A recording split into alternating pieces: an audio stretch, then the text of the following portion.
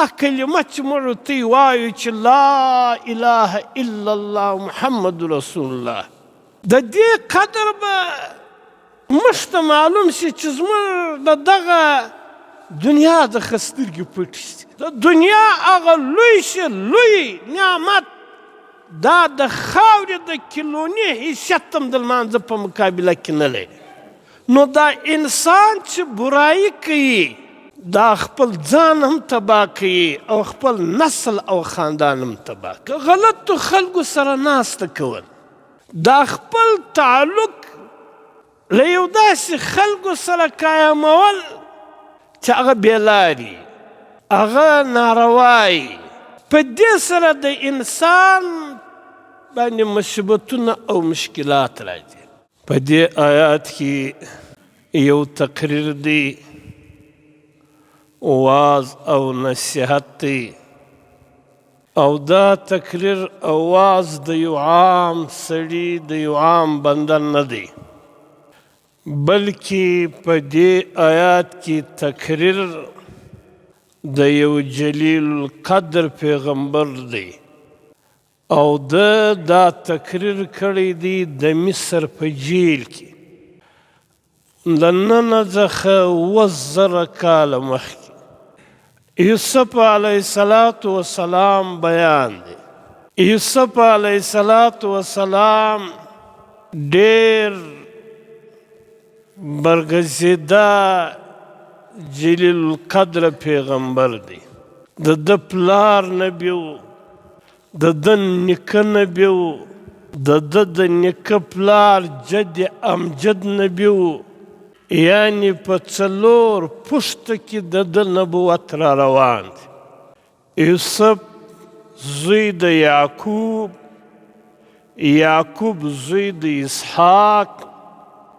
اسحاق زوی د ابراهیم. نو دا څو سول؟ یوسف علیه السلام په خپله ډېر جلیل قدر پیغمبر دی. د ده پلار یعقوب ډېر لوی غټ پیغمبر دی. د یعقوب پلار اسحاق ډېر لوی غټ پیغمبر دی. د اسحاق پلار ابراهیم اخوګسه ابو الانبیاء دی، د انبیاءو پلار. د یوسف علیه السلام یو څو خصوصیات دي چې دا خصوصیات په ډېرو کمو خلکو کې دي. یو خصوصیت د یوسف علیه السلام دا دی چې دی پشت در پشت نبی دی، یعنی دی نبی، د ده پلار نبی، د ده نیکه نبی، او د ده هغه د نیکه پلار نبی. نبوت خو ډېر لوی دولت دی. په یو حدیث شریف کې راځي دا نیکي او برایي دا تر 7 پوښتو پورې د دې اثر باقي پاتېږي، تر 7 پوښتو پورې. مثلا که ته لمونځګزاره وې، د لمانځه پابنده وې، ستا تر 7 پوښتو پورې به خامخا یو فرد یې، هغه به د لمانځه پابند دی. په حدیث شریف کې راځي چې دا د دې نیک عمل اثر دی چې ته 5 وخته لمونځ په پابندي سره کوې. دا صرف په تا کې اثر نه، بلکې ستا په 7 پوښتو کې د دې اثر پاتېږي. په حدیث شریف کې راځي چې ستا په 7 پوښت کې به یو فرد وي، هغه به د لمانځه پابند وي، لمونځ به کوي، او ثواب یې الله پاک ستا په عملنامه کې لیکي. چې دا کم سړی عمل کوي و هغه ته خو الله پاک ثواب ورکوي چې ستا په 7 پوښتو کې دا عمل جاري وي، الله پاک یې ستا په عملنامه کې هم ثواب لیکي. یا ته قرآن خواه، قرآن ویونکی، له قرآن سره د محبت دی، تعلق دی. په حدیث شریف کې راځي چې تر 7 پوښتو پورې به د دې اثر یې. ستا په و پشت کې به خامخا یو پردي هغه به د قرآن ویونکی قرآن به وایي او چې څونه ثواب الله پاک و هغه ته ورکوي دغونه ثواب الله پاک ستا په عملنامه کې لیکي دا رقم که په تا کې تقوا وي ته د سترګو د نظر حفاظت کوې د خپلو غوږو له بېهوده شیانو د اورېدلو څخه ته تقوا کوې ته د خپلې ژبې حفاظت کوې له دروغو څخه له دلازارۍ څخه له غیبته څخه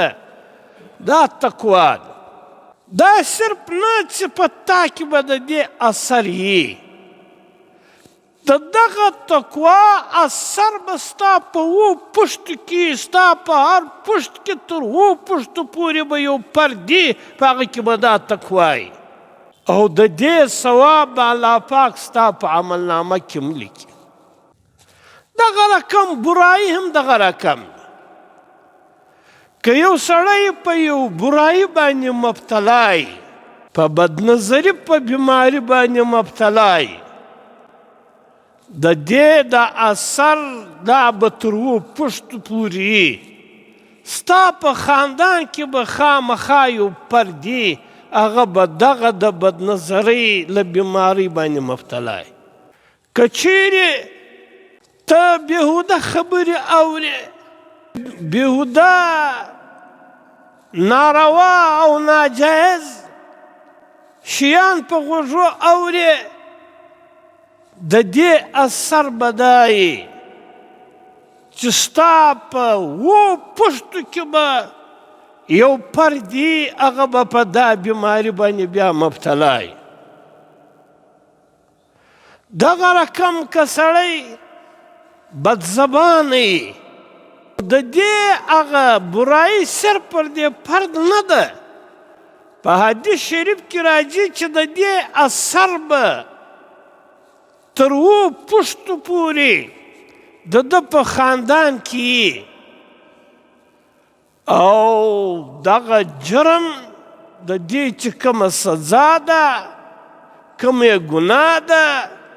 دا صرف د هغه فرد په عملنامه کې نه دا د دغه سړي په عملنامه کې هم لیکل کېږي چې دا د په خاندان کې کومه برایي ایجاد کړه نو یوسف علیه السلام نبوت خو ډېر غټ دولت دی چې د نیک عمل دون اثر یې چې تر و پشتو پورې ځي علما کرام د دې مثال ورکوي چې د آدم علیه السلام دوه زامن ول یو قابل و یو حابل په دا قابل کې دوه شیانو یو دا و چې کفر او شرک یې کوي دویم یې قتل وکړ دا نوح علیه السلام په زرو کلو بعد له آدم علیه السلام څخه راغلی دی د آدم علیه السلام په دا یوه زوی کې چې قابل دی کفر او شرک پکښې کې او قتل یې وکړ خپل ورور یې قتل کړي په زرو کلو بعد د نوح علیه السلام په دور کې هغه د قابل په خاندان کې شرک هم و قتل هم هغه د قابل په خاندان کې دا شرک هم پکښې کې و قتل هم پکښې کې نو دا انسان چې برایي کوي دا خپل ځان هم تباه کوي او خپل نسل او خاندان هم تباه کوي په کار دی سړی چې هر عمل کوي د دې جایزه اخلي چې د دا عمل چې زه کوم د دې زما پر زندگی کم اثر لویږي او زما پر آینده نسل د دې کم اثر لویږي او په یو حدیث شریف کې راځي انسان باندې چې پریشانی راځي هغه له درو وجو څخه اسباب یې درې دي انسان چې له پریشانۍ او له مصیبتو سره مخامخ کیږي هغه په درو وجو سره په حدیث شریف مفهوم دی یو دا د مال په ناجایز او ناروا طریقه سره خرڅول دا مال ډېر لوی نعمت دی چې الله پاک یې انسان ته ورکړي دا پکار دی سړی چې خرڅوي و دا ته ګوري چې زه چې دلته خرڅوم په دې سره دا زما رب ناراضه کېږي که راضي کېږي دا زما د رب د حکم مطابق دی که خلاف دی په دې سره د دین طریقې راځي د دین بړایي راځي او که په دې سره دین کمزوری کېږي نو په حدیث شریف کې راځي چې یو مال په ناجایز او ناروا طریقه سره خرڅول په دې سره پریشانی راځي دویم د خپل اولاد نگرانی نه کول د خپل اولاد د اصلاح کوشش نه کول د خپل اولاد پسې سترګه نه وړل چې کوم سړی د خپل اولاد نگرانی نه کوي د خپل اولاد پر نقل و پر حرکت باندې پام نه کوي د خپل اولاد پر تعلقاتو باندې پام نه کوي چې زما د دې زوی تعلق له څنګه خلکو سره دی د ده ناستو ولاړه له څنګه خلکو سره ده دی لمونځ کوي نیک کوي له قرآن سره تعلق سته نسته او چې کوم سړی د اولاد د اصلاح فکر نه کوي دلته بیا پریشانی او مصیبتونه راځي او دریم د غلطو خلکو سره ناسته کول دا خپل تعلق له یو داسې خلکو سره قایمول چې هغه بېلاري هغه ناروایی په دې سره د انسان باندې مصیبتونه او مشکلات راځي لہذا زموږ ته لکه څه رقم چې د دې ذمهوار یو چې د خپل ځانو اصلاح وکړو موږ به د بل د اصلاح فکر خامخا را سره یو او بلکې بیا د خپل اولاد لیکن موږ په زړو کې د دنیا د نعمتو قدر سته لیکن د دین د نعمت قدر نسته زموږ په زړو کې د مال او د دولت قدر سته موږ په یو دای ماحول کې یو چې د قرآن قدر نسته د لمانځه قدر نسته یو پلار په دا کې سوچ نه دی بند چې زما زوی 5 وخته لمونځ په جومات کې یې نه کوي زما زوی د قرآن کریم تلاوت کوي که نه کوي زما زوی ناستو ولاړه د شپې دی چیشي کوي په دا کې سوچ نسته حالانکه علما کرام لیکي دا د دنیا و نعمت ته چې موږ اهمیت ورکوو دا د دین په مقابله کې د دین د نعمت په مقابله کې دا د خاورې د کلونی حیثیت هم نه لري دا د دنیا چې هر څونه لوی نعمت دی د دنیا ده دا د دین د نعمت په مقابله کې د لمانځه په مقابله کې د قرآن په مقابله کې د روزې په مقابله کې د ذکر په مقابله کې د دنیا هغه لوی شي لوی نعمت دا د خاورې د کلونی حیثیت هم د لمانځه په مقابله کې نه لري او د دې قدر به بیا و انسان ته د مرګ بعد معلوم شي دا کلمه چې موږ ورته وایو چې لا اله الا الله محمد رسول الله، د دې قدر به موږ ته معلوم شي چې زموږ د دغه دنیا د سترګې پټې شي.